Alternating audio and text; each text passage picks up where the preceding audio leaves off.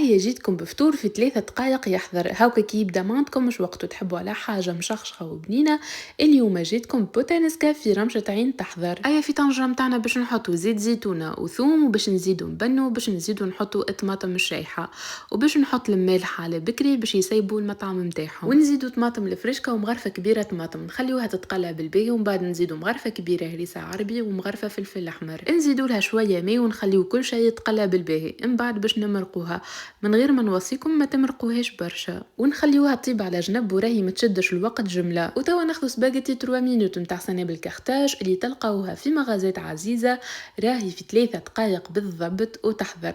وهيك باش تربحنا برشا وقت. كيما تشوفوا اول ما حطيناها في الماء في رمشة عين طابت توا معلينا كاين باش نخلطوا المقارونه متاعنا وراهي طالعه فيها سيفة بنه غير عاديه.